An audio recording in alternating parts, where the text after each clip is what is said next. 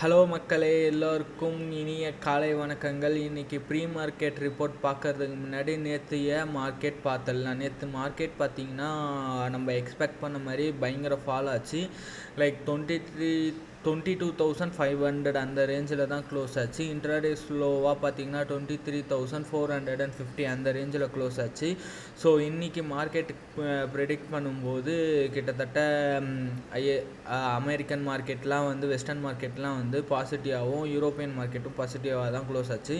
ஏன் பார்த்தீங்கன்னா ட்ரம்ப் வந்து நெக்ஸ்ட்டு ஒரு 5 டேஸ்க்கு வந்து பவர் கிரிட் மேலே தாக்குதல் பண்ண மாட்டோம் அப்படின்னு சொல்லி பேச்சுவார்த்தை நடந்து அது சக்ஸஸ் ஆயிடுச்சுன்ற மாதிரி சொன்னார். அதனால் மார்க்கெட் எல்லாமே வந்து திடீர்னுட்டு ஷார்ட் அப் ஆயிடுச்சு.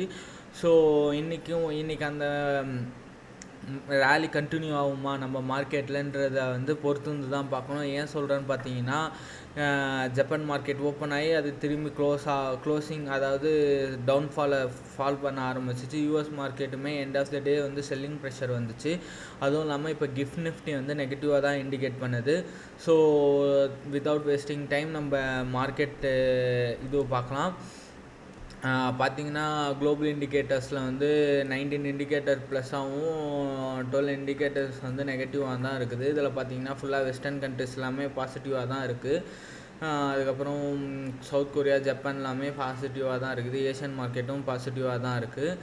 ஸோ அதர் தென் தட் பார்த்திங்கன்னா மார்க்கெட் என்னை பொறுத்த வரைக்கும் 22,500 ஓப்பன் ஆகாது. ஓப்பன் ஆகிறது பார்த்திங்கன்னா 22,700 ஓப்பன் ஆகும். ஆனால் க்ளோசிங் வந்து பார்த்திங்கன்னா 23,400 அந்த இதில் க்ளோஸ் ஆனால் தான் வந்து நமக்கு பெனிஃபிட்டு. அதில் தான் க்ளோஸ் ஆகும்னு நினைக்கிறேன். டுடே வந்து ஃபுல்லாக கன்சாலிடேஷன் மோடில் தான் இருக்கும். ஈவன் கேப் டவுன் ஆனாலும் சரி, கேப் அப் ஆனாலும் சரி, இன்றைக்கி ஓப்பன் ஆன ப்ரைஸில் ஒரு 50 to 60 பாயிண்ட்ஸ் அப் அண்ட் டவுனில் எங்கேயாச்சும் தான் க்ளோஸ் ஆகும். ஸோ இதெல்லாம் other indicators of as usual சொன்ன மாதிரி வந்து யூஎஸ் மார்க்கெட்லாம் வந்து நேற்று செம்ம ரேலி கொடுத்துச்சு. ஆனால் end of the day selling pressure வந்துச்சு. அதே போல் தான் எல்லாமே கமாடிட்டிஸ் பார்த்திங்கன்னா க்ரூட் ஆயில் வந்து கிட்டத்தட்ட டவுன் ஆகி $100 per டாலராக ட்ரேட் ஆகின்னு இருக்குது. Currency as usual all time ஹையாக இருக்குது. நேற்று மார்க்கெட் கிராஷில் வந்து 15 லட்சம் கோடி வைப்ட் அவுட் ஆச்சு இந்தியன் இன்வெஸ்டர்ஸ்க்கு. ஈரான் டென்ஷன் வந்து ஆக்சுவலாக அமெரிக்கா வந்து இந்த மாதிரி பேச்சுவார்த்தை பண்ணிட்டேன் அந்த மாதிரி சொன்னாங்க. பட் ஈரான் வந்து அவன் போய் சொல்லின்னு இருக்கிறான்ற மாதிரி சொல்கிறாருங்க. ஸோ ஐபிஓ அலர்ட்டு, அதுக்கப்புறமா இவர் வந்து ஒரு ஹெட்ஜ் ஃபண்ட் மேனேஜர். இவரும் வந்து என்ன சொல்லியிருக்கிறாருன்னா, ஒரு நியூஸுக்கு வந்து இவ்வளோ பாசிட்டிவாக எடுக்காதீங்க, இது வந்து ஜஸ்ட் ஒன் பாசிட்டிவ் நியூஸ், இதை வந்து நீங்கள் கன்சிடர் பண்ணி பொசிஷன் பில்ட் பண்ணாதீங்க. ஸோ எக்கனாமியாக ஃபண்டமெண்டல்ஸாக பார்த்திங்கன்னா இந்த ரிவர்சலுக்கான வாய்ப்புகளே இல்லைன்ற மாதிரி சொல்லியிருக்கிறாரு. அதுக்கப்புறமா இது இன்ஃப்ராஸ்ட்ரக்சர் ஒரு ஹைவேஸ் போட போகிறேன்ற மாதிரி சொல்லியிருக்கிறாங்க. அதுக்கான ரிலேட்டட் நியூஸு.